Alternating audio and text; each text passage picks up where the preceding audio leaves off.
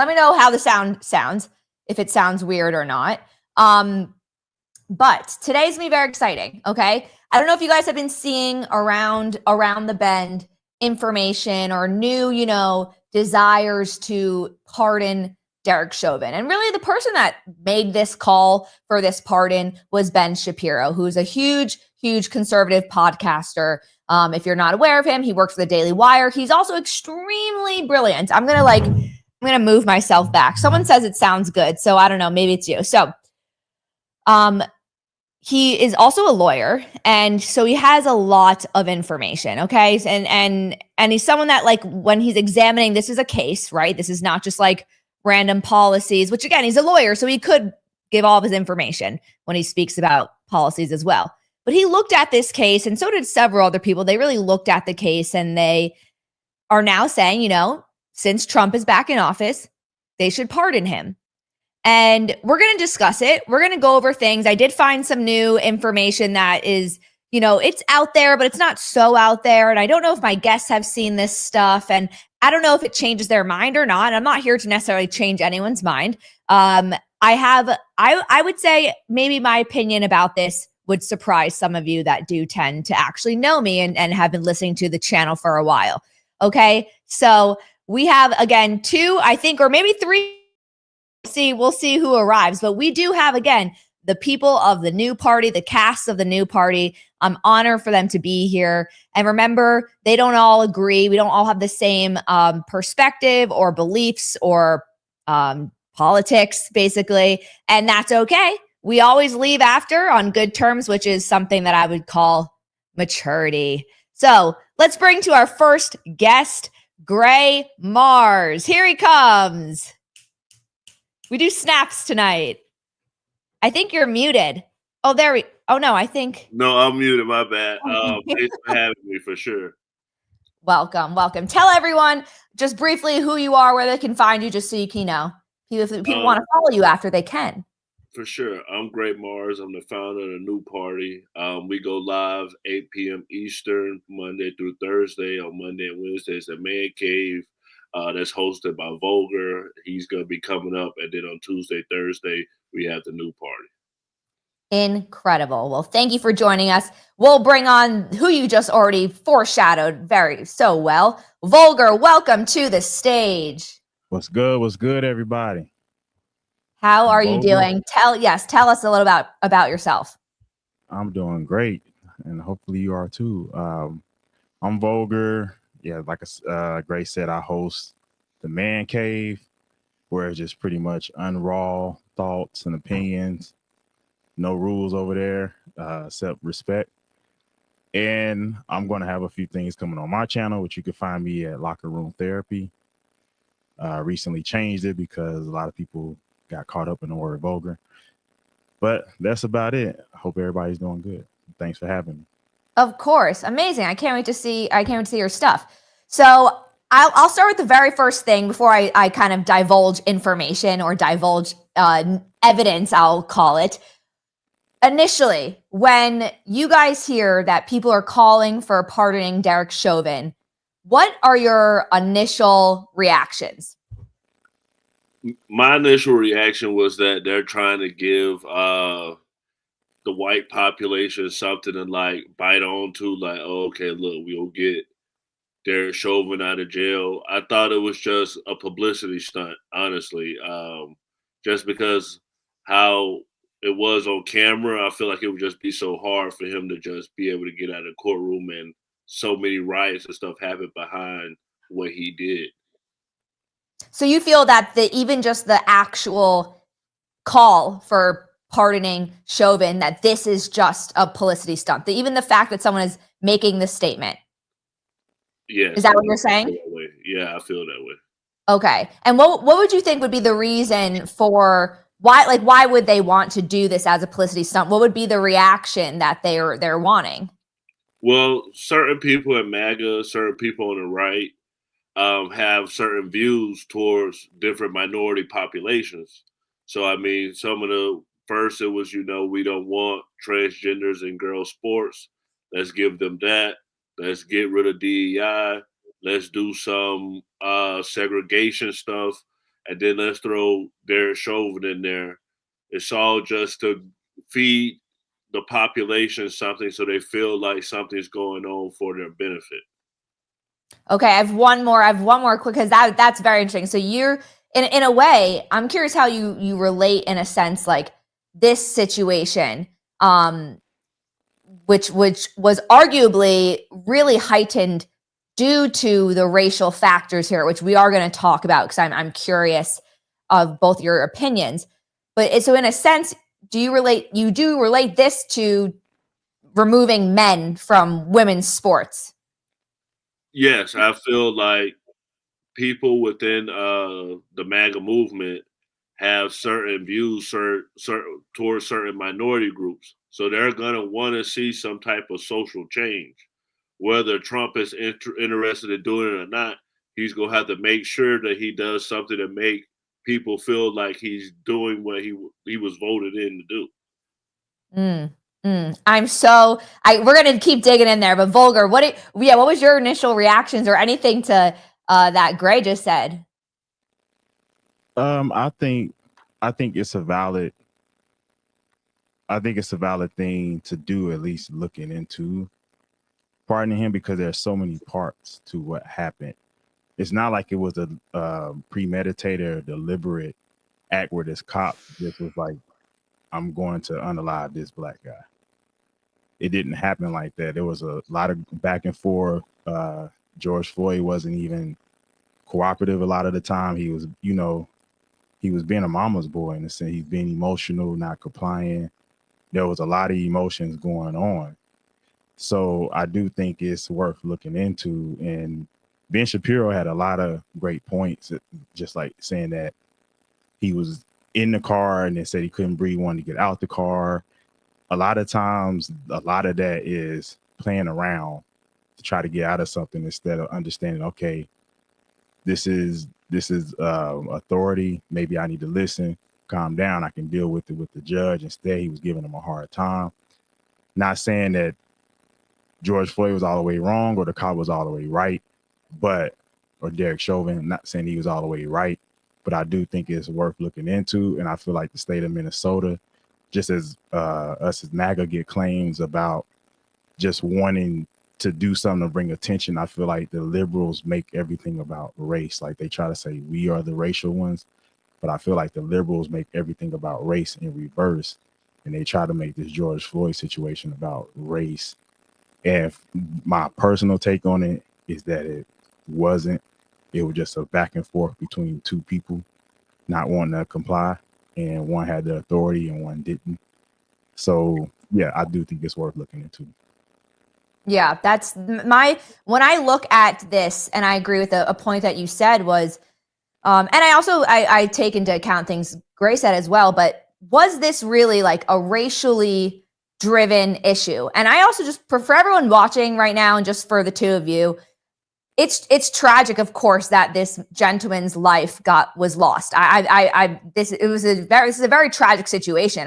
In no way am I putting blame, as I show some evidence, am I putting blame necessarily on, that it's George Floyd's fault? Because the things I could say could possibly lend to that way. I have a piece of tape that was the 3 minutes, or really I just took 2 minutes of it, prior to when he gets on the ground. And I hope I can show this. Maybe if YouTube kind of takes me off after I upload it, that's fine. Or so if anyone's watching this recording and this section is cut out, it's because I had to cut it out for copyright issues. But let's look at this prior to him going on to the ground. I'm gonna die, man. You need to take a seat right now. And I just had COVID, man. I don't want to go back to that. Okay, I'll roll the windows down. Hey, listen. Dang, man. Listen. I'm not that kind of guy. I'll roll the windows down and Please, put your man. legs in, all right? I'll put the air on. Stop. Look at that. Look at that. Not even listening. Look at it. Look at it. We can fix it, but not while you're standing out here. Okay, man. God, y'all do me bad, man. Man, I don't want to try to win. I don't want to try to win. I don't want to win. I'm claustrophobic. I'm claustrophobic. I got anxiety. I don't want to do nothing to them. I'll roll the window down. Man, I'm scared. When I start breathing, start breathing, it's gonna go off on me, man. Pull your legs in. Okay. Let me count to 3. Let me count to 3 and I'm going in. Please. I'm not trying to win. I get on the ground, anything. I can't stand this, man. He know it.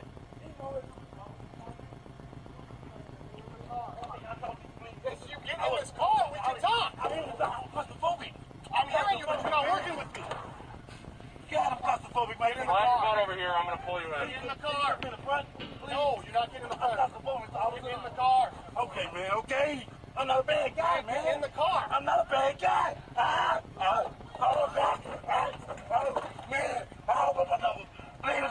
Please. Take a seat. Please, man. Please. No. Take a seat. I can't choke. I can't breathe. Please. Fine. My wrist, man. Please. I can't take this, man. I can't. I'm gonna lay on the ground. Get in the squad. I'm gonna lay on the ground.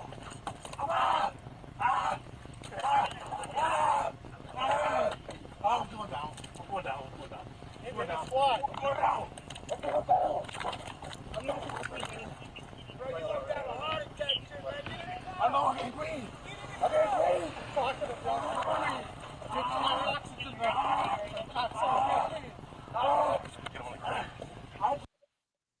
Okay, so I'll share what I saw, and again, it's heartbreaking to watch this. I really don't like that, but he's saying he can't breathe like 6 times before he even gets on the floor, and I just bring that up because clearly he says he's claustrophobic, so they put him in the car, and there's another angle of this that also is like from an outside security camera that shows like that seated beginning part better, but then doesn't show the in the car stuff. So I pick and chose which one to show. But he says that he's, he's claustrophobic. So he asks to not get into the car before he gets into the car because he's claustrophobic.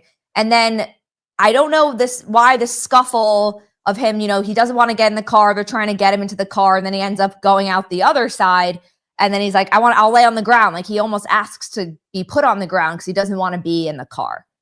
And again, he's saying he can't breathe prior to even being in that knee to back position. Yes, I know some people are going to say knee to neck, which, by virtue of pictures, we'll talk about that. I'm going to show the picture in a moment, but I say this just because I do think, again, the left utilized that phrase, I can't breathe.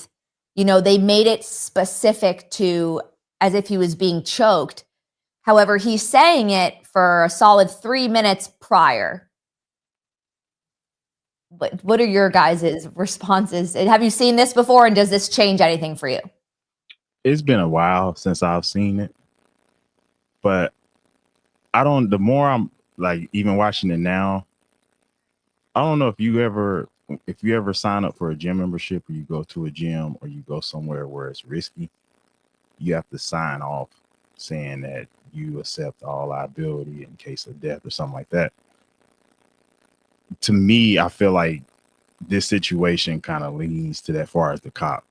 Like the more that I'm watching that, I really don't think Derek Chauvin should be in prison, not for 22 years. Like I said, it'd be one thing if it was just a direct, premeditated, that was his intent, was to unalive this guy, but that wasn't. He was really it seemed like he was trying to accommodate him. I've been pulled over. I've dealt with cops. I've been arrested many times. And the number one thing I do is shut up. I don't fight back. I don't resist. My grandfather always said, it's better to deal with the person without a gun. And that's the judge. So I'm going to stick with that. Even in this, George Floyd was being a B in the situation to me, when he should have just been chilling. Like at this point, there's a suspicion that you did something. Just sit it out.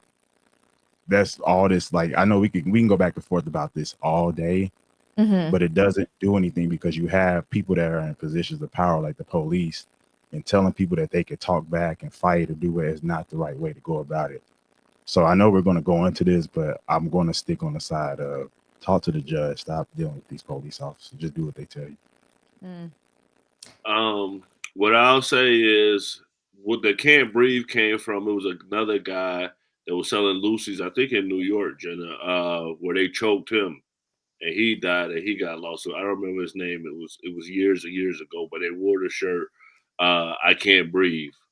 I know I'm not, even though I'm on the left, I'm not one of these people that's like, if you're at work, you should go to prison doing your job.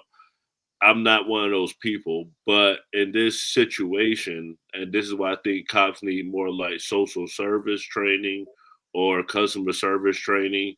You are going to have interactions with probably the worst people in society. And I'll be one of the first people to say that George Floyd was probably a drug addict. So he probably was high, probably was dealing with whatever. He probably couldn't breathe.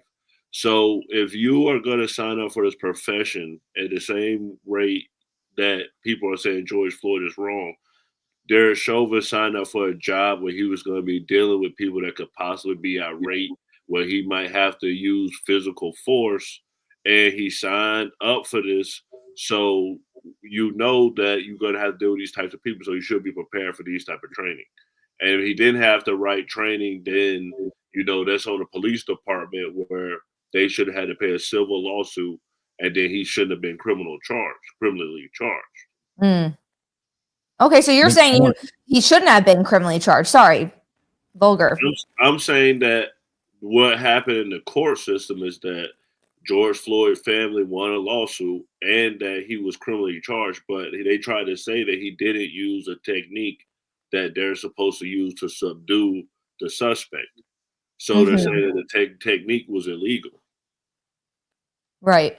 Which is an interesting point. Sorry, vulgar. Come on in. No, I was gonna say they're saying that what he used was actually taught by the police force. I was gonna say too, I feel like Derek Chauvin may have, because of the racial tensions between police, I feel like a lot of officers do this. They're too accommodating instead of being authoritative and shutting down that. I feel like he could have shut down that situation with George Floyd, but he didn't want to look bad. That's been a thing for the past 10 years. And he may have I just have a hunch that he may have gotten himself in trouble by trying to accommodate, and then this tragic ending came from that. That could be a thing too. Like, we're so racially motivated and pushing it in the news and stuff like that. People are afraid to do what they need to do to get the job done. I agree. I very much agree with that. And I think us three actually spoke about that on the live we did last time, how with the notion that there's this constant victimhood and fear of, Black people should be scared of cops. And then let's say in prison that the prisoner should be afraid of the correctional officers, and that women should be scared of men, which is what we're going to go into later in tonight's episode.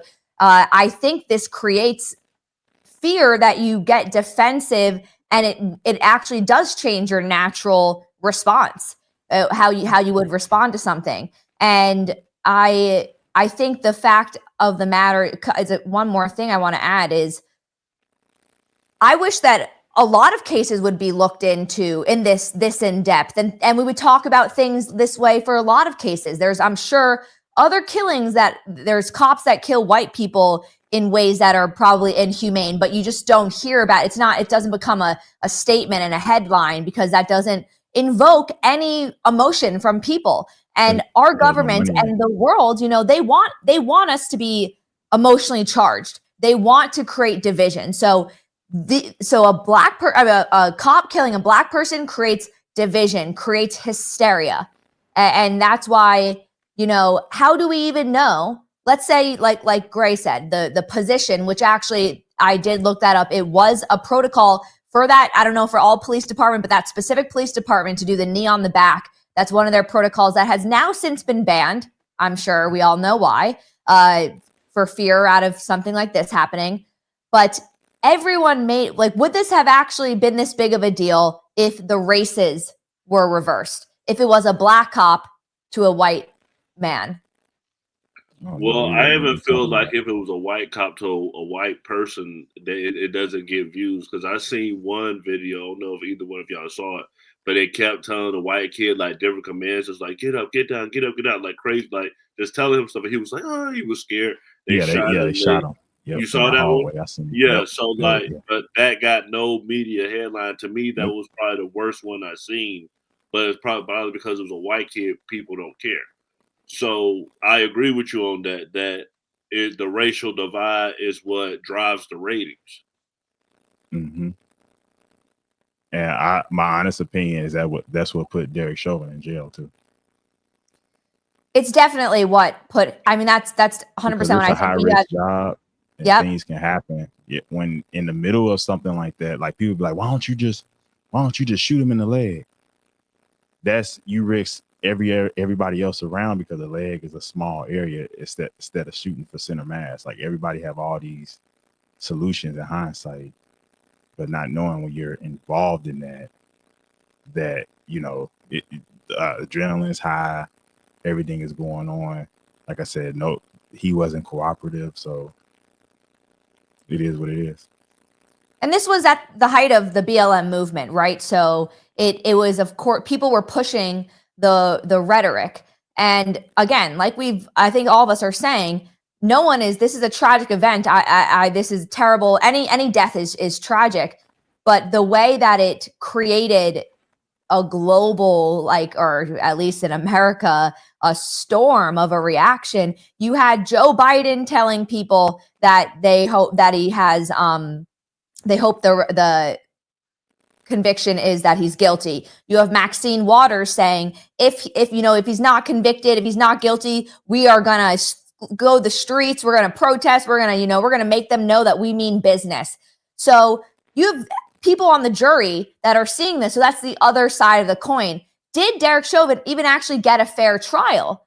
Right? If this was, and it's an argument for any type of case that is in the media. How can you have a case in the media and being as a juror or someone that gets put on the jury, how do you avoid not seeing this stuff? I mean, we live do they have to give their phones in? I don't know, because it's almost nearly impossible to not hear something about it or see something about it. So what do you guys think about the fact that this would be the other argument, is that Derek Chauvin didn't actually even get a fair trial? Well, if Derek Chauvin was the sacrificial lamb, what I'll say is remember with Sonia Massey where she said, devil rebuke you, may Jesus rebuke you, or whatever, then the cop unalived her right there. Yes. There were no protests at all. So do I feel but he got arrested, nothing happened. It wasn't any crazy buildings getting burned down, anything like that. So was what happened to Derek Chauvin now? They're gonna now hold cops accountable, and he was the first one to go down. That's possible. But when you sign up to work for the state or the government any type of way, you are their property. You're putting yourself at risk. Yeah, but you also have to there has to be some type of things got to be defined. There has to be some type of guidelines put in place, because the consequence of that now we're seeing it. If you're in a major city, I know here in Kansas City is very visible. The police are very hands off. It looks like a third world country, because you got these kids now who ride around on these motorbikes that are just loud. They're popping wheelies. And when I was a kid, they would pick you up quick for that. It wasn't even allowed. You could even have a go-kart. I remember I got pulled over for a go-kart and sent home, and my grandparents got on me because I had built it. So, but now the police are just it's too risky. We don't want to risk. We want to go home to our family, so we don't want to risk unnecessary conflict with these criminals. So we basically just let them go.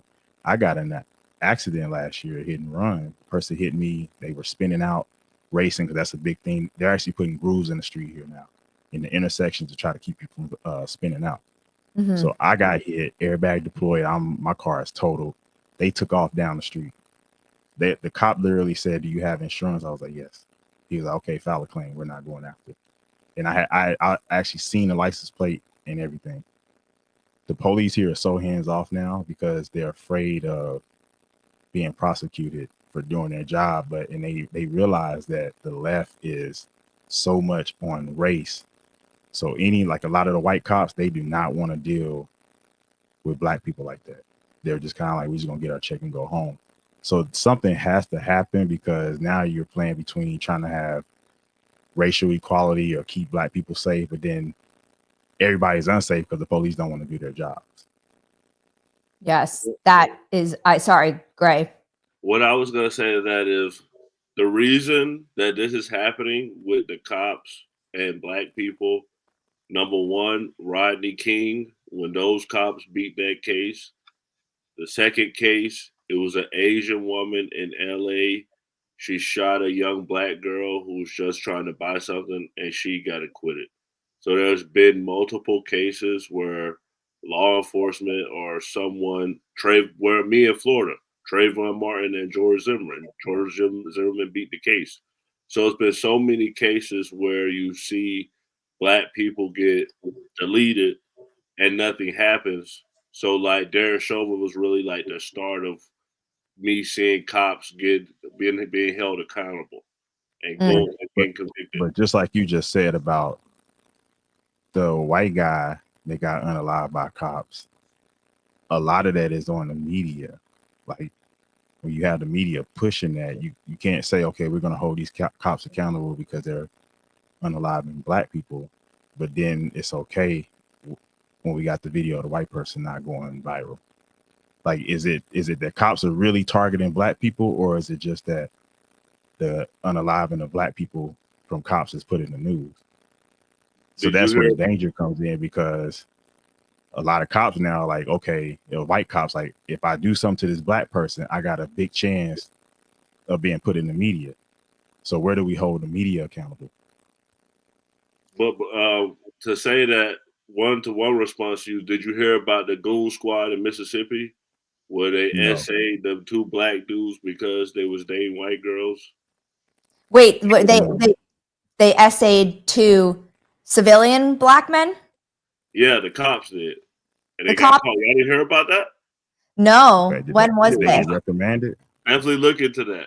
Okay. Did they get reprimanded? I don't want to get us off topic. But okay, did they get reprimanded? Yeah. Yeah, they went to jail. Okay. They went to jail. Technology is a main reason people get caught. With Rodney King, that just happened to be a videographer with a tape catching that. So cops could get away with stuff before. So the culture, we can get away with stuff. But now you got body cams. Everybody got a cell phone. So you're under constant surveillance. You definitely are, which is so interesting, because I appreciate the power. And I don't know if you guys watched, and I just filmed a video for the channel, but the hearing, and this relates, the Senate hearing for either stopping federal funds for NPR and PBS. Tends to be a lot of these governmented funded media platforms tend to push a certain ideology. They push a lot of oftentimes liberal content, democratic content. However, they claim that they're an unbiased, factually based system. Now, my point of sharing this is because with media, and there's a large power here, and I don't think that they should be canceled, or let's say censored. I don't believe they should be federally funded. You can post and make whatever you want, but if you're gonna sway the conversation one direction, people should be aware of that. So they should be told that. Just like how I appreciate today with other platforms, people know Fox is right leaning. They know CNN is left leaning. Like, if we know this, then we can also be better to decipher, like, whatever I absorb, it's going to have this slight twist on it. And then hopefully maybe there's more center people, but that's fine. But I do agree that, majority of the time what we're seeing, because although the Republicans won this last election, majority of mainstream media is left leaning. So you do see more of the cases where a black person is murdered versus a white person, and it pushes what they want. They want that type of hysteria, like I said earlier, because God forbid we actually all like each other. Like, God forbid there's not this like inherent vendetta where a cop just wants to kill a black person. Like, what if that doesn't actually exist? I'm not saying that there's not racist individuals. Of course there are. All sides, racism back and forth. But it's would this case have, it wouldn't, I mean, of course, I think we're all agreeing it wouldn't really have gotten as large as it did if it wasn't the standards, the demographics that were set up. You got to forget people were getting $900 a week too. That's why they were out. They didn't have nothing else to do but sit at home and get $900 a week. I mean, yeah, I saw stuff Chauvin be free right now. So what if he were to get free? Because I want to touch very quickly on like the autopsy report as well. And there was actually two autopsy reports. There was the one that was done 12 hours after the death, and that was by Andrew Baker. Then his family, George Floyd's family, actually hired an independent medical examiner who was the medical examiner for Jeffrey Epstein, for MLK, and for the JFK autopsy, which had very interesting outcomes for those as well. The two autopsy reports said very different things, and I'm just going to pull up, and it's hard for me to read it on this. Hopefully everyone can see it, but this is the first one by Andrew Baker that came the night 12 hours after that. It said no life-threatening injuries identified. So no facial, oral, no conjunctional or conjunctival issues, no injuries of the anterior muscles of the neck or laryngitis structures or laryngeal structures, no scalp, soft tissue, skull or brain injuries, no chest wall, soft tissue injuries, rib fractures, incisions, shoulders, back, flanks, buttocks. Like they went over his whole body. So no life-threatening injuries. Then they did the toxology report. If you come down below it, I don't think I can say this word on YouTube, but the F drug was 11 milligrams, which is 3 times the like overdose, or the 3 times the legal limit. That's what it is. Excuse me. There's also methamphetamine and Norf, which I don't know what that drug is, if it's another type of F. And then he also had an enlarged heart. He had a 75% blockage in his heart, as well as enlarged lungs due to the excessive drug use. And then he also had a pelvic tumor. So, many people said it was like a ticking time bomb in a sense. Did this actually result in why he ended up dying, or was this a factor in it? Is something that we have to talk about. And then let me put up the other one. This was from the family appointed medical examiner that said that the condition of the body included hemorrhaging all over the vertebral bodies, and in the cervical region was found hemorrhaging on the outside of the cardioid artery at the level of C3, C4, C5 was found. Hemorrhaging in the wrists and forearms was found. Lungs not congested or infected. No liver issues, spleen, intestines, kidneys. Findings for the cause of death was died to asphyxia due to neck and back pressure. Pressure on the neck and the back interfere with his breathing and blood flow to the brain. Weight on the back, handcuffs, and positioning were contributory factors because they impaired the ability to breathe. George Floyd died at the scene. No other obvious cause of death. The cause of death is consistent with what we see on the video. No other cause of death is present in the autopsy. Later information will not change the cause of death, but will be informative. The toxology findings are helpful in understanding the circumstances of death, but are not a cause or a contributing factor of death. So when I read this, when I read those, I'm like, the two couldn't be more different. Literally, one is like trying to almost negate the other. What do you feel? Does this change again your mind? Do you think that this is something that actually should be looked into further? Because I again, if we're talking about someone being in jail for 22 years for murder, it seems like there's, a disagreement here or discrepancy here. Well, it's like when you go to court, they have 2 different experts. This expert's going to say what the defense wants. This expert's going to say what the prosecution wants. I don't know if Derek Chauvin has more appeals, if he wants to appeal it. I don't think Trump is going to put his hands in this and pardon him based on something like that. I seen people say that Chauvin's Nelson Mandela political prisoner.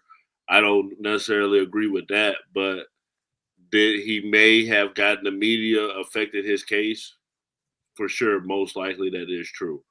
But it's basically just now they are either going to be hard on cops because things are being no footage, or they're going to beat the case.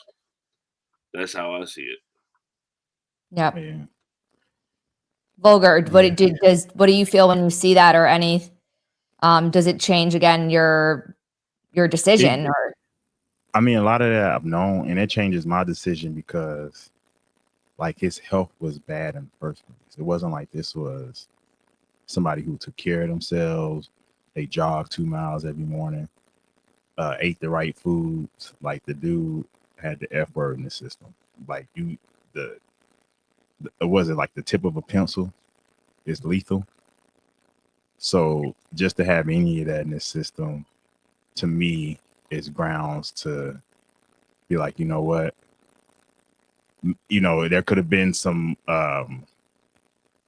mismanagement on Chauvin's part, but the fact that there's all these things involved, I think it should have been some type of reprimand, but not 22 years.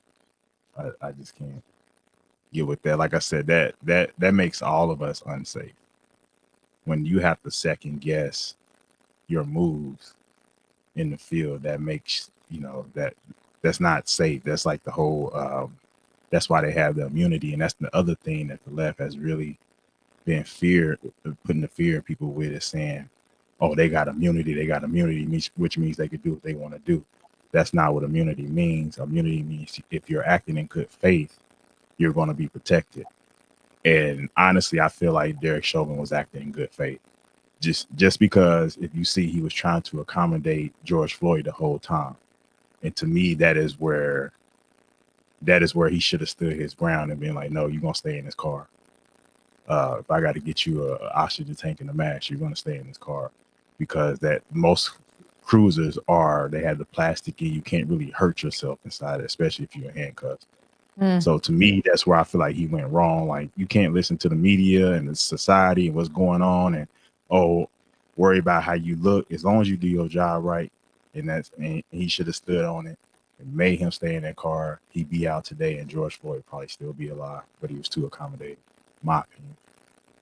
Wow. I mean, that I definitely do think that's one way to see it for sure. Again, it escalated definitely post him saying he's claustrophobic. He wants to get out of the car. There was some type of scuffle in a sense of, I don't know if it was, George Floyd was squirming around. The camera was a bit hard to see at that moment. And then he wants to lay on the ground, and he kind of gets himself on the ground.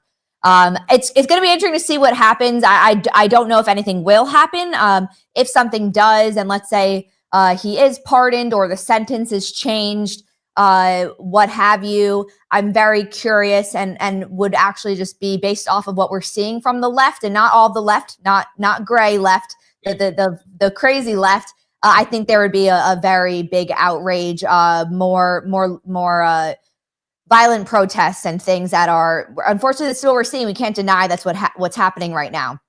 No, they're going to. I think they're going. He's going to stay there. And I wanted to say something else. The state of Minnesota is very left. We've seen that from Tampon Tim. So that's their culture up there, is we're not racist. We love black people. Like, that's their culture. So they're going to go to the ends of the earth to try to appease these people who claim that racism is still this big thing that many people can't even tell you how they've been affected by it. So yes, he's taking the brunt of that. And no, I don't think Trump doesn't want to get in, because he realized he already got enough resistance. And if he does that, that's going to be a civil war. It would be. What do you think would happen, Gray, if anything were to change with this case? I don't necessarily think that it would be a civil war, because Trump does just so much wild stuff. I don't think, and Trump does something every day. I don't think it would be like that big of an issue. I do feel like it will upset some people. Trump did pardon the January 6 people, and nobody rioted, nobody did anything, and somebody on the right was lost on that day. So I think that people have become accustomed to Trump being completely unpredictable. Man, So- they're burning Teslas. They Yeah. are doing that. Come on now, they burning Teslas. But they're accusing They already him unhinged. directly of taking people's jobs. They're calling him, say he did Nazi salute. They're doing all these. They're calling him out for something specific. Like, so what I'm saying is, like, taking somebody's job, people are gonna be upset. 100%, 100%. Yeah. And then before we switch gears, I want to just because we were talking about Tim Walz and this kind of actually would be a good little middle intermission segue. And whoever, if you guys are watching the live and you're liking the live, please give it a thumbs up and make sure you subscribe to the channel. This is the Morgan Report with the new party right now, having the new party on. And this is Tim Walz basically saying, he's doubling down. He's saying that the reason the Democrats lost the election is because they were not woke enough. That our strength is our diversity. We've been talking about this for years as a country of immigrants, and we let them define the issue on immigration. We let them define the issue on DEI, and we let them define what woke is. We got ourselves in this mess because we weren't bold enough to stand up and say, you damn right we're proud of these policies. We're going to put them in, and we're going to execute them. And so, if it may have been a lab. So he is saying, sorry for that if it wasn't that loud enough, everyone, but he is saying that they weren't bold enough. They actually were not woke enough. Gray, when you hear that, that's someone that's like on your party, leading your party and trying to push, the next wave. And I would assume he's hoping to get a Democrat in office in 2028. What does that make you feel when this man's saying we actually weren't woke enough?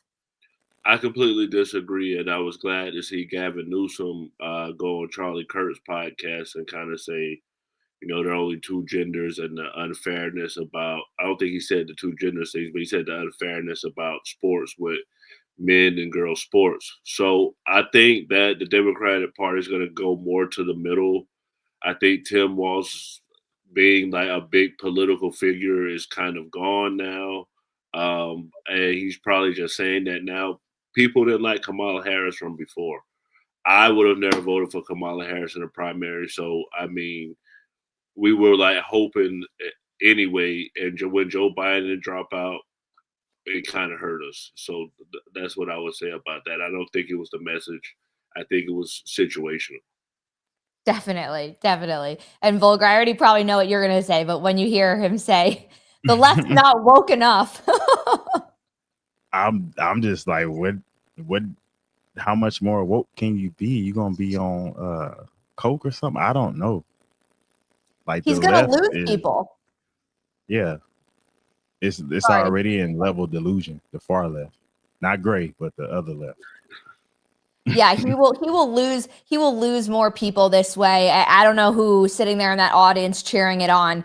But I just thought this was a funny segue clip. But I want to now talk about you guys. And I know I messaged you both on the Netflix series Adolescent. And I'll just put a little clip of it up for those in the audience that maybe haven't seen it or heard about it. I will say, if you haven't watched it, I watched it.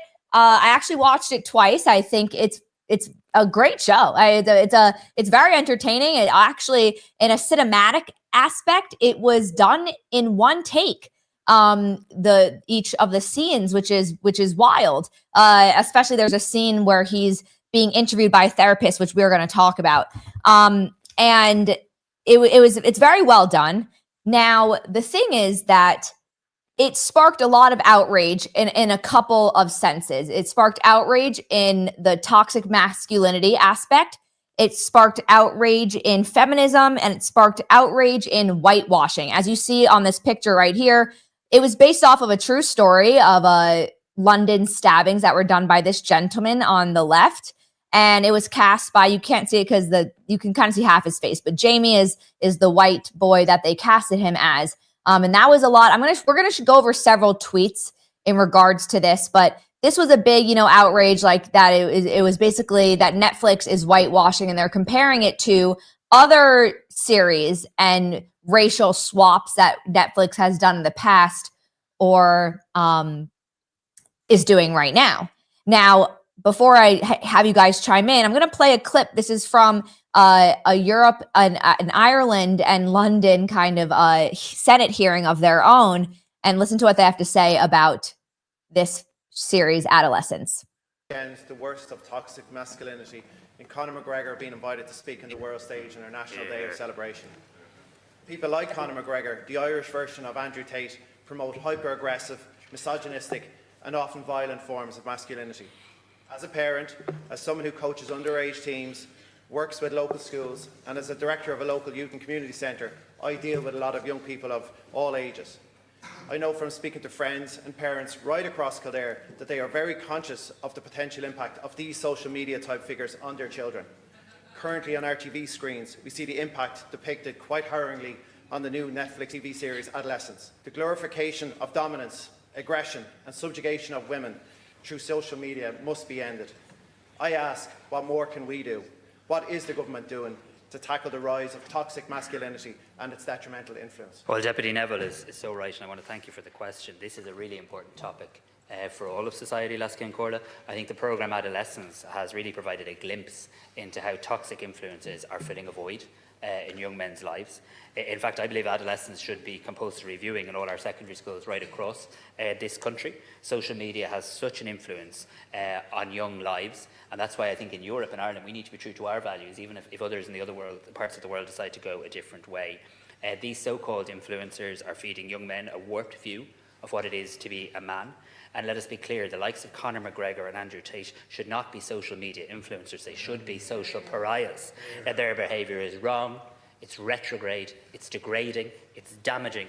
They're normalising behaviour that is totally and utterly unacceptable. And everybody in this house, we should speak with one voice in relation to this. Not social media influencers, social pariahs is what they are.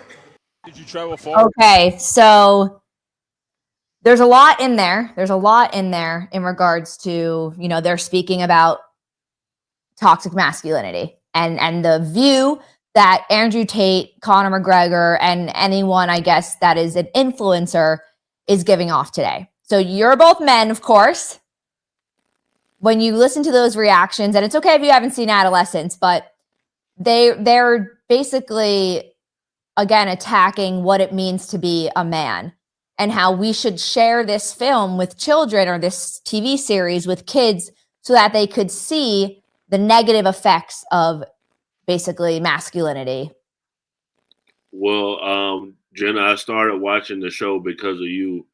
And if they switched the black guy with the white kid, and he killed the white girl, I'm glad they made that switch. Because I understand why Netflix made that decision. As far as toxic masculinity, yeah, like well, why are you glad they made that switch? I'm just curious. I'm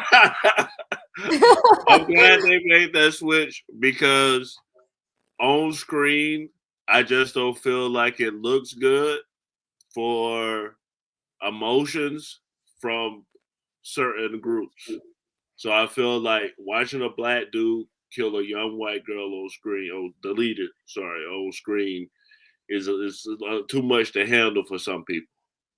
Wow. Okay. So for white people, just give it to me straight. Like first, yes, absolutely. For the white population, then you go have black people like, oh, they want to put out that a black dude killed a white girl. They're trying to like make them get mad. This and that. That's what's gonna be the talk. Because we were talking about. I'm pretty sure you talked about the Snow White thing, like where they switched for the Latin girl.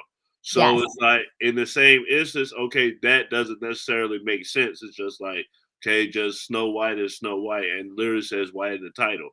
That doesn't make sense. Harry Potter Snape black doesn't make sense. But them changing the guy that killed the leader of a young white girl to a white kid, I completely understand.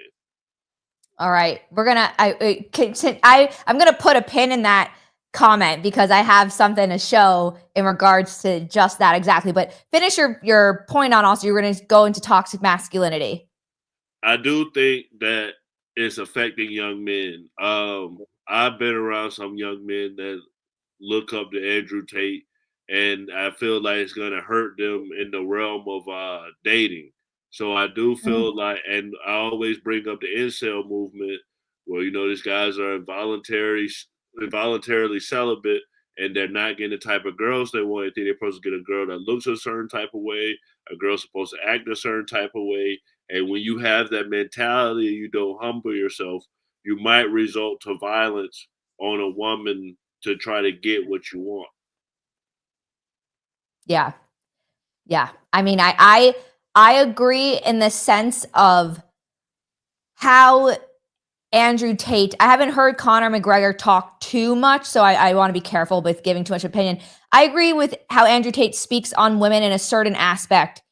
Some of his rhetoric does go a little far off, and I think what people need to understand is this gentleman is a performer, okay? I mean, I'm sure he is also this way in an aspect in his personal life, but he puts it on for the camera because let's be real, when you're on camera, when you're creating a brand, it's a performance.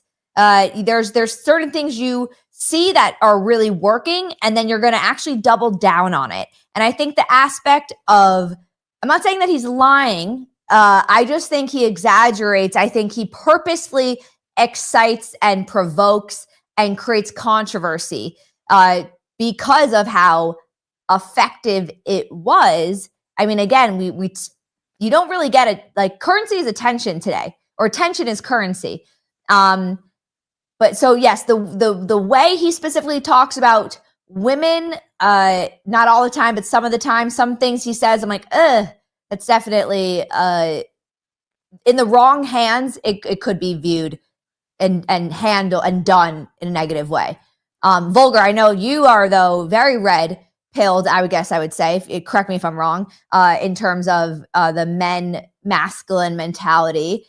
When you hear that these people from Ireland and London should be, showcasing the negative effects of Andrew Tate, for example, or social media on men, what's your reaction? Yeah, I'm very pro masculinity. I know though, and red pill really is just reality. It's really just accepting reality for what it is and moving according to that, not coming up with your own entitlements. So I know it has a bad name, and there's a reason for that. Okay. I feel like it's a lot of the feminists. It's the ideology from the feminists to not want to include men, and it's spread a lot. So as they're talking about getting rid of Andrew Tate or these other guys in social media, those are not real men. And I don't go by toxic masculinity. I don't believe in it. Masculinity protects. Masculinity is needed. The patriarchy is needed. And that's the sole issue of what's going on now. The patriarchy is not there. If you notice, a lot of countries that have been infected with feminism are dealing with this. European countries like the UK, Britain, America, you got the knife crimes over there. You got the guns out of control here. There was a time where everybody had guns in America, but there wasn't school shootings. There wasn't just people being shot. It was structure to it, like they used to do in the movies. Like you would turn your back and walk. I forgot what that's called. And then, whoever it was, a draw or something like that.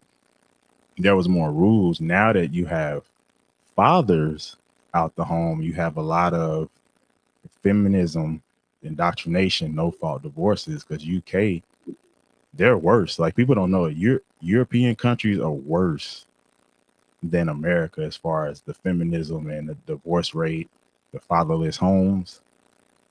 Social media, Andrew Tate, Conor McGregor, these people these are symptoms. They're not the cause of what's going on. And that's what everybody wants to focus. They want to give a Tylenol to the headache instead of getting in shape or changing your diet so your blood pressure go down and you get rid of the headache. That's the real issue here. So just trying to brand something as toxic masculinity and blaming it on these people while in the background you're still divorcing, you're not raising your kids. Y'all get to go on fun trips and the men get to go out and smash all the women, because the men are part of this too. A lot of men are behind this feminism movement and jump behind women to support them because they want these women wild so they can have access to them without committing. So okay, I'm curious. So I agree with. I do agree with a lot of what you said. Sorry, finish. Yeah. No, so to me, that's the real issue. We're not tackling bringing the fathers back, bringing the strong men back to keep these boys from being emotional and going off the rails. We're not teaching them to protect women. They're so mad because they can't lead and they're soft that they just blow up and do these things to women.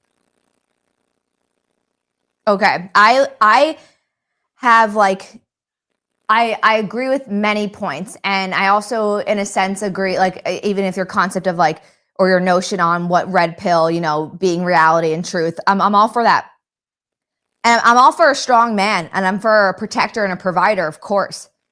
The one discrepancy I have with certain things that even, I'm using Andrew Tate as an example, but I'm sure there's many more I could say. I just can't think of one. Is it really protecting a female if you are sleeping around? Like if you're someone that can cheat, but she can't cheat. She has to be, you know, solely devoted to you and of course then submit to you, which again, you guys have heard me say this. I'm very willing and can't wait to submit to a man. But if they're allowed to, you know, I submit to them, give my whole life to them, and then they can have multiple girlfriends, do whatever they want. That's where I'm like, is that really a conservative value? I believe, you know, conservative value, right? That's the part that throws me off. Let me explain what Andrew Tate says when he says that. Okay. Because me personally, I don't believe in that. But there is a clause. Okay. If you tell a woman up front, I'm not a one woman man, and she accepted the terms and conditions, she has to be cool with that, or she could leave. But if you tell a woman you're the one and only, and then you go out and do these things, that's different. To me, that's infidelity. Me personally, I'm not I got my wife, I'm good. You know what I'm saying? Right. Right. The infidelity thing, yeah, I like to look and, you know, window shop, but I don't want to buy anything. But there are guys like that. And that's my only thing is let the person know so they have a choice. And that's a lot of what Andrew Tate says. Like, he'll tell them up front, or they should know, like, this dude is a public figure. So he's already said how he is. So a lot of these women will jump on with him. And then when they get their feelings hurt, they go cry like they didn't know. Like, no, he's a public figure. You knew what you were getting yourself into beforehand. Right. So if that is a woman, if that's important for you, don't talk to Andrew Tate. Right. And I don't know if how many guys are, though, outwardly open about that. And the other aspect is, though, and again, in that sense, yes, of course. I mean, I know that there's, right, in aspects of the world, there's people that are swingers and there's people that like to, you know, be polyamorous or whatever. Like sometimes I'm like swiping on Bumble, and I have a very funny video I'm going to post tomorrow on my Instagram. I basically screenshotted, I didn't put anyone's face in it, but screenshotted things that people say on dating sites that would 1,000% make me swipe left. And whenever I see the, like, you know, EN, what I don't even know what the acronym is, like ENJ, or like it means you like are in a relationship but you sleep around or something. There's an acronym that throws me off, or like I'm just like, what in the heck? Like so whatever. So fine, people are that way. Thank you. That's it. ENM. Yes. What does that stand for? Ethical non-monogamy. Okay. Relationship expert on the Man Cave. She was a swinger. Okay, well, thank you. Yeah, I'm like, I knew it was like, yeah, they're not, they're in open relationships or whatever, but I didn't know what the actual acronym meant. But but to say if for my issue is for Andrew Tate to call himself a conservative, that's not a conservative value. He can be a Republican, I would say, but like conservative values are, you're a man and a woman and you're married and that's it. So that's like my one qualm I have. And I think where the things get just actually a little bit blurred. Because like you just said, yeah, if a girl knows that a guy is that way and she signs up for it, fine, great, whatever. Same thing for the guys that are sleeping with freaking Bonnie Blue, the porn star. Like they know over thousands of men have been inside her. They still want to hit it. All right, fine. But I don't like when they claim that they're conservative. Yeah. I just don't like when they make the claim that they're conservative. Yeah. I think you could be conservative. I think you're talking more so about conservative Christian. I think that's more the. Well, I feel like that's what a conservative. I feel like that's what a conservative is not. I mean, not just a Christian, but I do think when you like are that, and maybe people define themselves differently, and that's fine. But he also portrays himself as religious. Yeah. Though, does he not? I feel like he's Muslim. Is Muslim multiple wives? That's what that is. All right. You can. I think you can have up to 4. But there's stipulations, like they have to all be treated equal. You can't treat them like trash. There's a lot that goes with that. Yeah. So in his culture, it is allowed. It's interesting. It's interesting the dichotomy. I want to pull up a tweet, and then I'm going to bring Gray. I'm curious your thought on this. I want to pull up. These are some of the things people are saying about the show Adolescent, which I thought would be interesting to read. So she tweets, I didn't really pick specific people, just thought interesting tweets. The other night, I was watching a show on Netflix called Adolescent. It's based on a true story about a British knife killer who stabbed a girl to death on a bus, part of a wave of knife attacks plaguing the UK. So you can imagine my surprise when Netflix chose to portray the 13-year-old black migrant as a 13-year-old white boy who supposedly got radicalized by the red pill movement. All right, here's another one. This is from, I don't know who this person is, Alicia. Adolescence on Netflix is effing brilliant. It really highlights the epidemic of femicide caused by men and boys consuming so much content by Andrew Tate and men like him. I don't know why he, blurred out his name. How much harm and brainwashing these men do to young boys. This series is so painful and raw. And then I'll share one more with you all. I think this one? Yes. Ellie Wilson says, something that I found striking about the discourse surrounding Netflix Adolescence is that many viewers still question the killer's guilt despite the evidence shown. It highlights the discomfort our society feels at holding men and boys accountable for their actions. Gray, any of those strike a chord with you? So the first thing will be like with them changing it to the red pill and trying to make it about like something that's like going on. It's because it's Netflix and they're trying to like for different demographics, because everybody might not know the necessary history in British. But I think I did a YouTube video on that about the guy doing the stabbings. And like I was saying before, yeah, I understand why they did make him black, because I wouldn't make a show where it's a black guy killing a white girl. I mean, it's still some type of stereotypes and prejudices where I don't feel like people can completely like be able to handle that.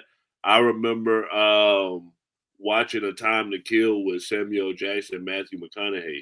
And at the end, he says, like, what if it was a white girl?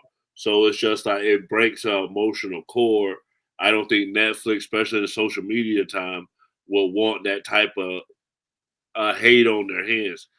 Do I feel like it's fair? No, but I understand Netflix's creative decision. Okay. And then in terms of like that last one that I feel like I liked the most, where it's saying that we have a hard time, because it was in the film or in the series, you'll see that the evidence is pretty clearly that this boy did this based off of the way that they're depicting it, and of course based off the true story. But that the reason why people were unsure if he actually did is because we as a society have a hard time holding men accountable for their actions. So we don't feel bad for men, or it highlights the discomfort our society feels at holding men and boys accountable. That's a lie right there. That is a straight lie. It's interesting. Gray and I being held accountable right now. What are you talking about? There's more men in prison than women, so I do feel like guys do get their just due as far as law enforcement. Is there probably a lot of domestic violence that's not reported? Maybe. Women are the weaker being in a relationship, so if it's physical, she's probably doesn't have an advantage. But as far as what Red Pill is doing, I do feel like they are giving young guys an alternative route. And like back in my day, it was just about being player, having some game, being able to like talk to a chick or maybe trick a chick, but never aggression. That was never the move when I was growing up. It was more some money or show like stunt to try to get what it was never aggression. Vulgar, you were excited by that comment. Yeah, to say that men aren't held accountable, right, is all the way a lie. Right. Like I'm held accountable every 30 days. Whoa. So are you saying, is that based off the menstrual cycle or is that something else? Nah, child support.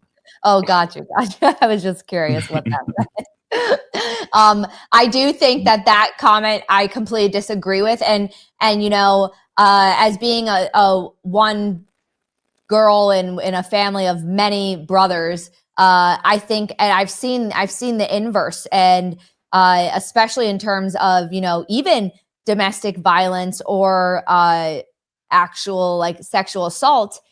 There's a lot of girls that are maybe not be physically abusive, but are extremely emotionally abusive, 1000%. And there's girls that are also physically abusive. It tends to, unfortunately, allude to a certain type of man. And I'm not judging that man. Then, no one should be judged for being a victim.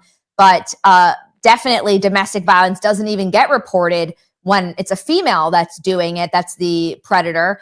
And then also on the inverse, the amount that men are falsely accused for sexual assault is astronomical.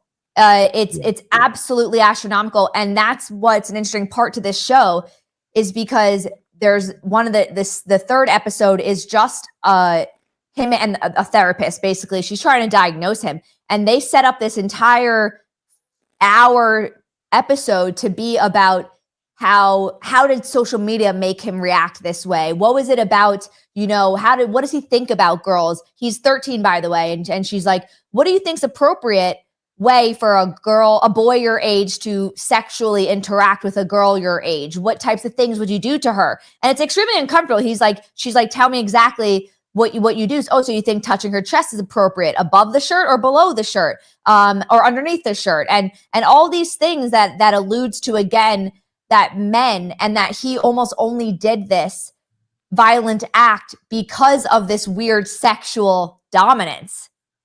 And that was, I think, the other interesting aspect of this. And what I took away, I was like, why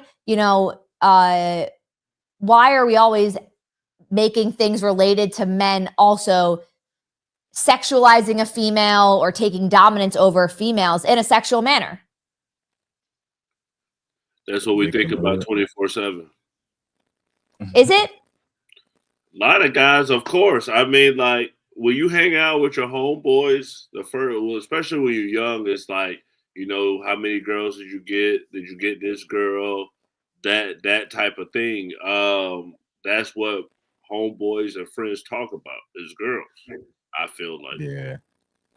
So do you think so men should be taught a different, so then that's interesting, because with the first clip where we said like, oh, they should use this video as a teaching point in schools, would you say that there should be I don't know if in school or something, but a different way of teaching men about sex. And then I could say my view on girls about sex, but how would you guys change that, or would you change it, or is it just what it is?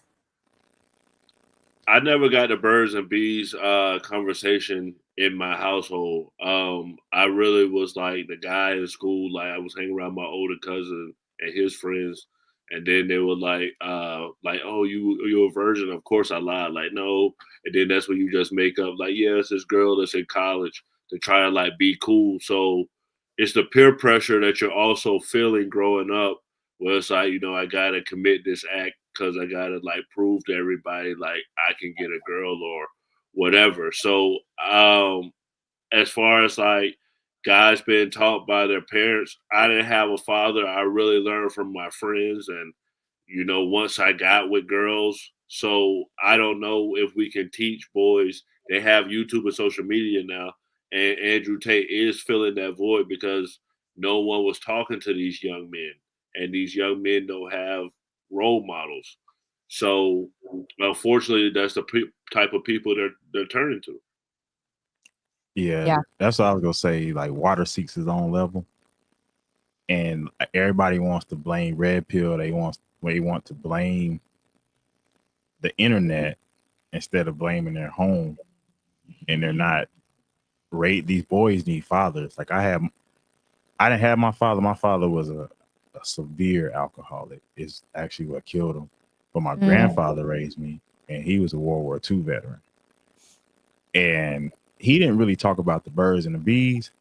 But my grandfather was hood, so if I was to leave the house, he'd be like, "Hey, boy, you better be careful, boy. You don't go out there and you gonna come back and that thing gonna fall off. Go ahead, try it. You want to." He like that was the type of stuff he would tell me that scared me, and he'd be like, "Boy, you bring home a baby. You gotta go. You can't live here with no kid." And so that was the type of stuff I was told that kind of kept me away.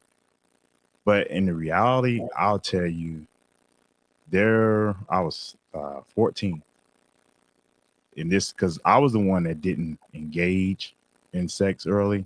I was more so like in the church. I was a engineer. I was like tinkering and building stuff, putting radios on my bike before the technology we got now. I'll probably tell you how old I am. But girls would make bets to see who could sleep with me first. There was literally girls in the neighborhood trying to see who could take my virginity first. Like society puts it on the man that like the men are predators. But I'll tell you, my first kiss was stolen. My first time, there was a girl I used to talk to. She would babysit. So she was at the babysitter house. She put the kids to bed. I was 16. I just got my car. And she was like, come over, the kids are asleep. So I go over there and she basically led everything. And once it happened, it clicked in my mind, okay, if I get a kid, I'm gonna get kicked out. So I like stopped it. I like stopped midway. And yeah, I was just not that one. I didn't get into that until I was grown. But when we talk about like men being predators, a lot of these women are predators also. Like the game is changing. They are becoming the hunters. Yes, this is not talked about enough. This aspect of it. That's why I did want to even talk about this series, because I do think, again, besides all the controversy, what it was about, it's a good show, just entertainment wise. But like, I'm like, this is again, that's technically social media, right? Television, shows, movies, like this is all consumption.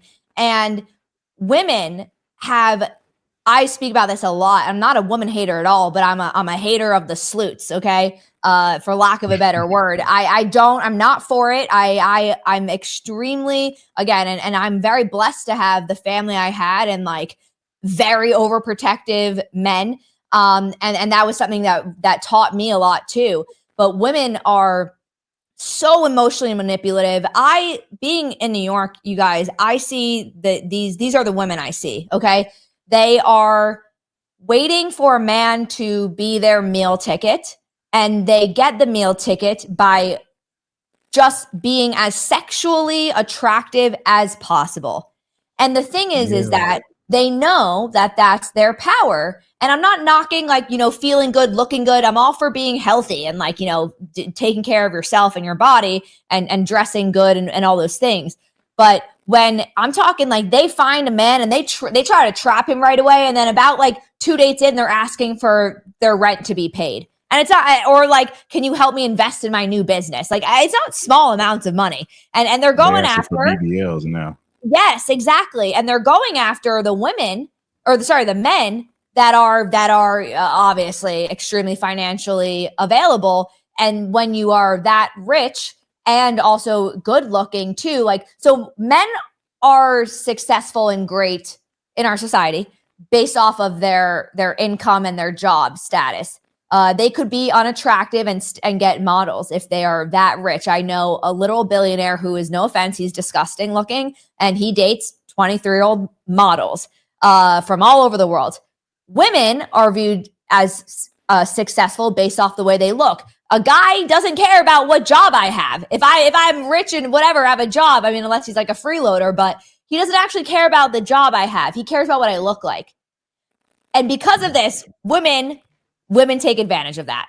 I see it. I see it all the time, every single day living in New York City. So I just think it's not talked about enough, the how, yes, men, of course, use sex, but I don't know, women use it more. They use it as a that's the first currency right there. First crypto. That is hilarious. Gray, I didn't mean to cut you off. I 1,000% agree with you. Like, women, especially now, like you said, you brought up Money Blue, OnlyFans, they can find a rich guy. Like, and that's another thing with the red pill, the incel movement, is that I've seen red pill guys say this, and Vol, you can correct me or tell me if you've seen this, that what's happening is that all the guys with the money, all the guys with the looks are getting all the girls. So the guys at the bottom, without the money, without the looks, without the whatever, they aren't getting any women. And the top 1% are just getting all the women.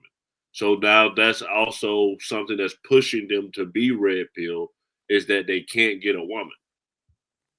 Have you heard this? Yeah, I have, and I don't like that, because as a man, you should want to work. If you don't have the looks, go to the gym. Like, there are so many guys out here who are 400 pounds. They eat Taco Bell every day, and then they think somebody should come love them. But then those same 400-pound dudes go make fun of Lizzo, and then tell Lizzo she's entitled. So I can't have a double standard there. I don't. When guys talk like that, I don't agree with it. The red pill, the true red pill, is more like work on yourself. One of the things that they say, women are born with their value. Men have to build it. So pretty much a man is only worth what he can produce. At the end of the day, we are not, what Chris Rock said, that the only people that get love are women, children, and dogs. A man's love is conditional based on what he can produce. But, you know, in the red pill, the entertainment aspect, they make it seem like you have to be this millionaire. You don't. You just have to be able to manage and, you know, to be stable. Like, I'm not a millionaire, but I probably live better than a lot of millionaires that are cash strapped because they can't control their finances. So that's what I preach more than anything, is being responsible. Yeah. I don't think you have to be, I agree. I don't think you need to, you know, I mean, it depends who you're going for. Okay. Obviously there's women that are extremely shallow. And if they are, you know, literally only looking for one thing, then yes, but that's also not a high quality woman. I don't think those women that are just looking for that, I don't care what they look like. I don't care if they are the most attractive female in the world. I'm telling you, they've probably slept with hundreds of men, and have zero actual self-worth to only be attracting someone or caring about money. So that's also just not a high quality woman. So you don't want that type of woman anyways, because a real woman doesn't, you know, she cares that you're ambitious and that, you know, you go after things and you like, you know, let me tell you, when a guy freaking opens a door for me on a first date, I'm like, whoa, you're a rarity. Like just be chivalrous. Like, just like, pull out the chair. Do not try to make me feel like I should pay for the first date, like, and do this like awkward thing. Like, if there's a puddle, pick me up and lift me over the puddle. Like these small little things, I'll think you are like Prince Charming. Okay. So you don't, without even getting to know how much money you make. You do know the women who appreciate that is becoming smaller and smaller. Like when I was on a dating scene, I literally, like, I experiment. I'm a scientist. Like, I always experiment. A lot of women, they will call you boring unless you disrespect them. There are a lot of men that are like that too. I'm sorry, what? But yeah. I could tell you I was 17 and I was supposed to go out. I don't know if y'all remember Black Planet. No. Back in the day. Oh, I met a girl on Black Planet, 17 years old. Okay. And she was 19 at the time. So I was supposed to pick her up and go on a date. I bought her like a rose. Because I was just that nice dude back then. Yeah, that's so sweet. She looked at me crazy. I didn't get no call back. And then come to find out through one of my friends that she knew I was lame. She wanted a guy like more like a street type dude. So there's a lot that there's a lot of incentive to be rough. And I think that's another thing that I don't like that the red pill push, because I don't think you should be like that. I think you should be yourself, and the right one will come along. Now, being nice, that's different. And I think that's something that should be clarified, that need to be clarified. That being nice is not the same as being a pushover.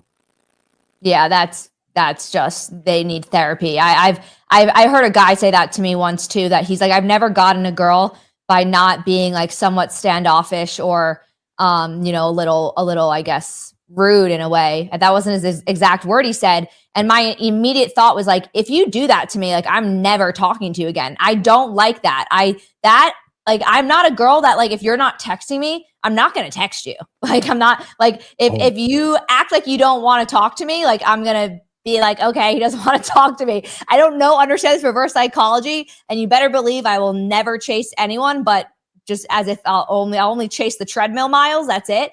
But there's just absolutely no way. And maybe that is a big reason as to why, of course, I'm still single, because these guys they play games for sure. And I'm like, I don't even understand the rules.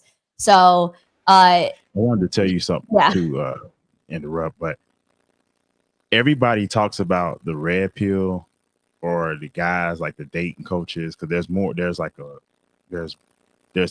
guys that are spiritual. You have a lot of the dating gurus, dating coaches. Then you have the incels and MGTOW, which is like an underground thing. They were like the first, really.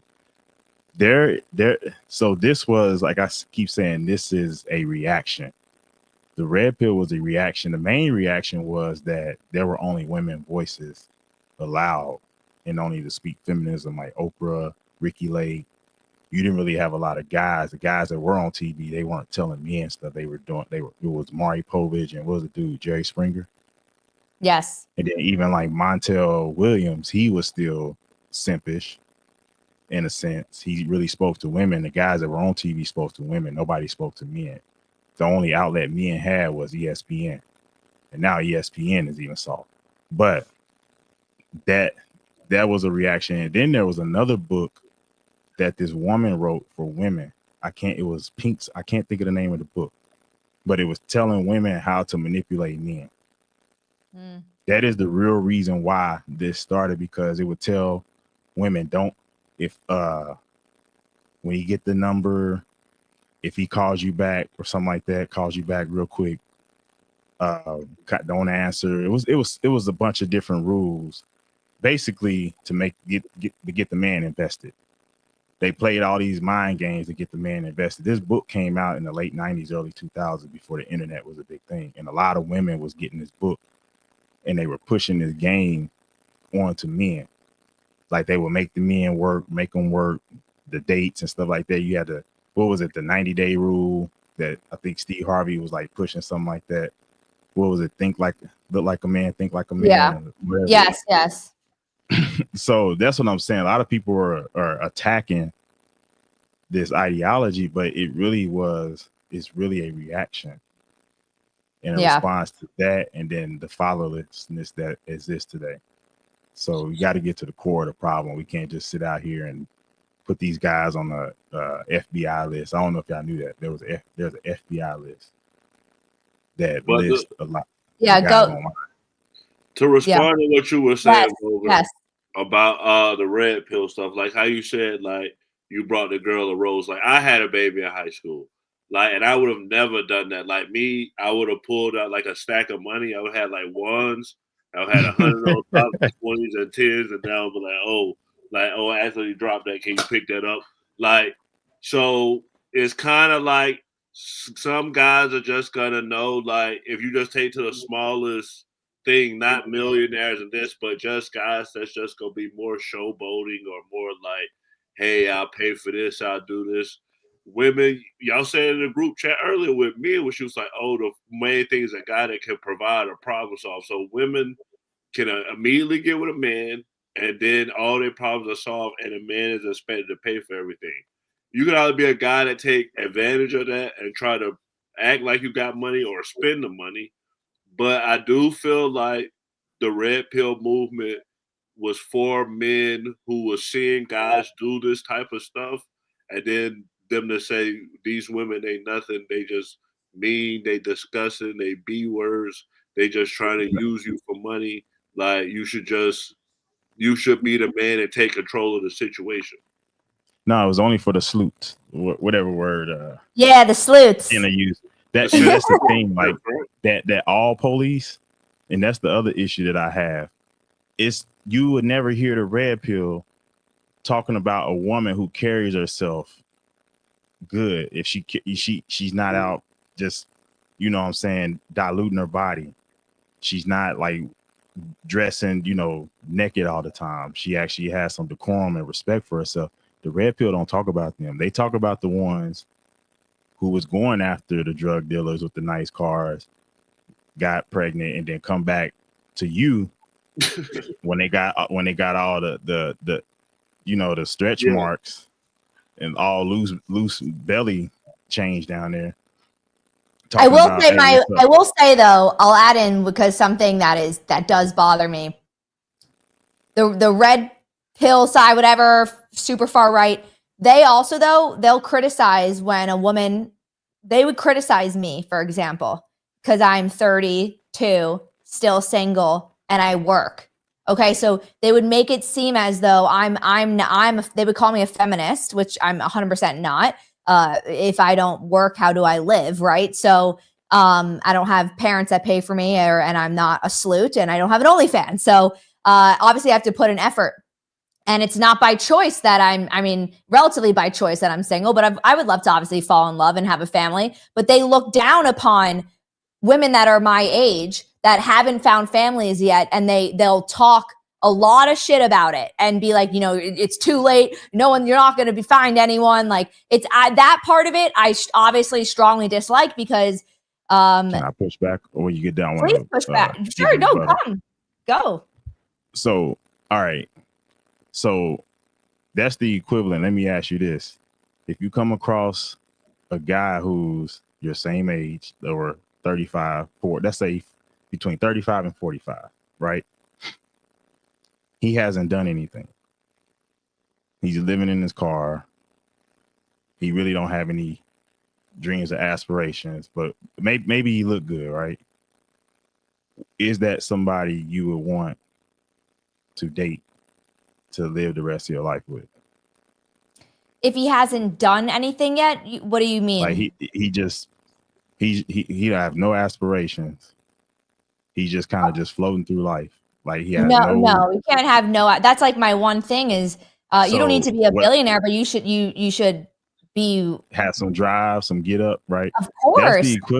That's the equivalent to a woman who's up in that. Like when you're 19 or 20 and you haven't done anything, okay, you're still young. You're still trying to figure it out. As a man, when you're older, you should have it figured. You should have some type of plan in place to be able to take care of a family. Even if you're not a millionaire, you should have some type of plan in place or some type of drive about yourself. to be able to take care of their family. Even if it's a job and you got a 401k, you're going to work till you're 65. You should have something there. So what I'm saying is, to a man, a woman who has reached 35, has her own job, it's kind of the same thing, because men, most of the type of guys that you will want that are going to be faithful, be able to take care of you, they kind of want somebody who is going to, in a sense, listen to them. And if you're 35 and you're taking care of yourself, you already got it. Who am I to come in there and expect you to come up under me? It's just you could, but when we thinking about 8 billion people and then we only get so many years on the earth, just like women are picky on who they choose, that's kind of a preference. A guy is going to take his chances with somebody who may be younger, somebody who hasn't started working in the force, taking care of themselves, and they don't have, they call, I hate this word, they call it masculine traits. I can't stand the word, but some women have certain masculine traits, and that's hard to undo. That's why a lot of men don't want to deal with the older women. And then you got the whole thing that we're visual. So it's not saying that if you take care of yourself, yeah, you can look good well into the future. But on average, when I say women are born with their worth and a man has to build it, as you get older, you start to lose it. And that's just a truth. That's just a truth of the red pill. It hurts. There's things that hurt about me, you know what I'm saying? But it's just a truth. And, you know, just me looking at you, you're going to find somebody. I'll say that. Well, and it's not, I get what you're saying. And I can understand how that is true, but also, like, I work because I don't have a man. The second I have a man, I'll stop working. I don't like that. But that's my point, is like, what does a man expect, for me to be homeless until someone finds me on the street? Like, where do you expect to find me? Like, I don't, I think the thing is, you're like, this happened, but it's just that's the cards you were dealt. You ended up where it's nothing you can do about it. It's just like if a woman says, I want a guy that's 6'4", I can't grow no more. Right. It's just something you just gonna have to wait till the guy come along that want you at that time. I can't grow no more. So I have to wait on a woman who will deal with a guy who's 5'11" and a half. I want to piggyback on something Jenna said. I feel like women are judged for their past and men are judged for their future. So I understand why a woman wants a guy that's kind of already stable, or at least is attempting to be stable.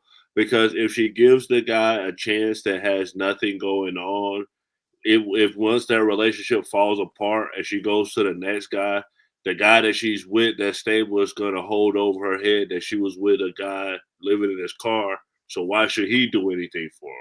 So women can't, in a trap situation where if they wait, then they aren't doing anything. And if they do date, then it's like, oh, you dated all these guys. So like they're in that trap situation because guys are very territorial and will throw a woman's past in their face. Mm. And I do feel like it's a trap a little. I'm not gonna lie. I feel like I'm at a trap part because I'll admit, and I'll say it. Yes, I was in a 8-year relationship, and I definitely was focused on my being a professional dancer. But I also thought we were too young to just start having kids. So yeah, is that? But also he cheated on me. So it's like, you know, how many, like, who's willing to, like, I was willing to keep giving. Was he willing to keep giving? Clearly not. So then, you know, what do you like? I'm someone that waits when it is the right person. I've never slept around. I've never had, like, I never done that. So also because I don't sleep with men easily, that's why people sometimes won't even go on a third date with me. Like, I can tell people try to sleep with me on the first date, and when they know it's not going to happen, you don't hear from them. And so I do think this is all a very difficult thing. And I just think it's a little more nuanced than, like, but I get what you're saying. And I see the results of that. I'm not saying you're wrong. I just think it's kind of effed up for the women that are actually very good. And again, if you want me to, like, you know, not have to rely, again, the aspect of, like, oh, I work, that always throws me off. It's like, well, I have to. I don't have parents that just pay for me, nor do I have a man, and I don't want to be homeless. And I like to live a certain way. So it just feels, it's like, okay, and I can do nothing right, basically. No, that's not it. Like I said, I met mine. We were in our 30s. Like, we only been together 3 years. I'm 41, so, and I don't say her age, but she's near me. So it's there. But I will tell you, love is the acceptance of not getting everything, but building, loving what you have. So you may have this checklist of 20 things, but you may only get 7 of them. But is that 7? I guess it's being grateful for that 7, as long as they're not like. Also, I just want to preface for everyone, just and for you guys, like, I'm not worried. I know I'm gonna find my husband and have 6 children. Like, I know it's gonna happen. I'm not worried. I'm more so making the claim for the other women that are around my age, and I know feel this way, and then I know feel like victimized by that mentality, because I think also, like, there's people that have been in long relationships, and unfortunately maybe they break up at around 30, 35, right? And then it's like, to make it seem as though now these women don't have a shot. I just disagree with that. And I feel bad. I feel bad for the girls that, like, actually, they believe that stuff. And, there's an OnlyFans model that recently, I'm not into OnlyFans. My point is that there are expectations to the rules, like that OnlyFans girl that just got married, like, and everyone talked about how they'll never find a man. Like, there's expectations exceptions to these things. And that's just my one qualm of it. It's just that part about it that I'm like, you're ignoring and discounting a lot of really incredible women that have maybe either just been in bad relationships, haven't found the right person yet, and blah, blah, blah. But then you're saying because they're independent and did make money, and because, again, should they be homeless? That's my toss up. I'm like, what do you expect? No, like I said, no, it's you have to compare it. Well, you don't have to, but when you compare it to the woman who wants a 6'5" guy, like, right? You definitely can't have. I can't do nothing about it. So it's just one of those things, where that's it. There's nothing you can do about it, but it's a truth, and people got their preferences. We can't hold a weapon to their head and make them choose. So that's really what it is. It's just a truth. That's why I keep saying, like, the red pill is really just a lot of truth. But as we know, the truth hurts. I get you. Well, so again, everyone, make sure that you are following the new party, and then also them on their individual accounts. I know I always keep you guys so long, and I really appreciate it, and I apologize. If you either just say your last words or whatever you want to say, and then we'll sign off. My final thoughts would basically be like, men, go out there and just try and make the best of it. We were sitting here talking about Derek Chauvin and the race relations. So to the black guys out there, Andrew Tate may have some good information, but also just hold yourself professionally, and you probably can get through this world a lot easier. Give respect to people, and then people give respect back to you. And as far as red pill, you guys, I don't know what y'all gonna do, Volker. I just keep watching. I love it. Volker, your last words for now till you guys are on next time. We got to get past using race as a crutch, getting emotional over it. A lot of what I do now is when I'm having debates and people want to say we got to focus on race, I literally ask them, what has affected you racially? And they can never name anything. They'll say certain things and they're like, well, I felt like this. And I'm like, no, but there are bigger things that affect us than race. I always say child support. Like, I have a white man has never put me on child support. A white man has never called the police on me and had me falsely arrested. Never dealt with any of that from the other side, but I deal with a lot of that from within my own community, which is what the red pill is a reaction to, is a stuff that we deal with in our own community. And I feel like a lot of the people that are going against it may have some genuine concern, but I feel like the real issue is they can't look in the mirror. And red pill holds up a mirror to a lot of women that are divorced, single mothers, knowing they messed up their situation because they couldn't listen to a man. Ooh. And they collectively came together to try to fight against it instead of listening to that man and having the father's ball back so that we can stop the Diddies. We could, if you know, I hope Andrew Tate is innocent in this, but if not, we can stop those people. If you have fathers, Andrew Tate wouldn't have as much of an influence. These are men who don't have fathers that are looking for influence. So with that being said, I think a lot of the work is within us. We got to stop focusing on what we can't do stuff about on the outside and worry about what we can do about on the inside. And thank you, Jenna. I want to thank you for always have a good time. The chat was definitely jumping. Thank you to the audience. You guys are definitely entertaining. Jenna, your chat stays lit. The chat, yes. Everyone in the chat, you guys, we all love you. Yes, and thank you all for participating and giving your insights. We're all reading it throughout, and I really, really appreciate it. And to the couple super chats we got, we appreciate you as well, Greg.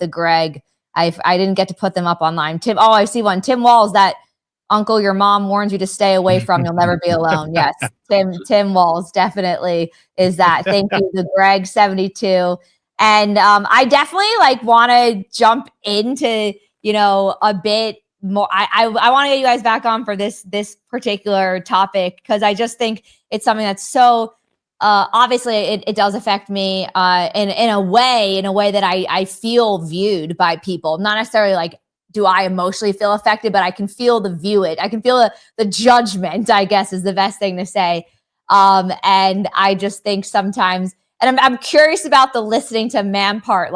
Oh, wow, was that really the reason, let's say, for why some of these people are single at the later in life age? Maybe I just want to dive in because I'm not saying that's incorrect.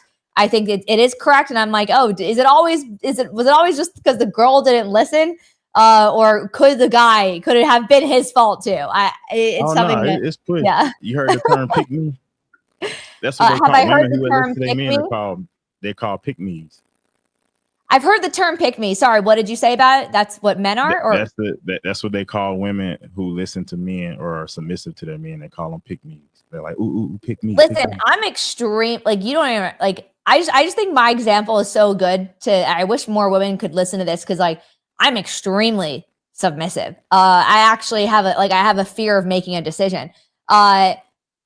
Exactly. I'm telling you from my situation, even though I got cheated on, I still tried to stay with him. I still tried to stay with him. Okay. So I was actually left. And I just want to make that clear in terms of that one. And I just think that was not the right person.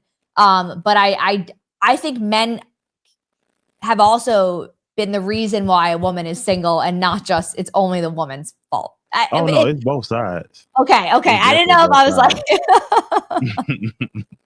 Nah, it's definitely both sides. A lot of men need to grow up.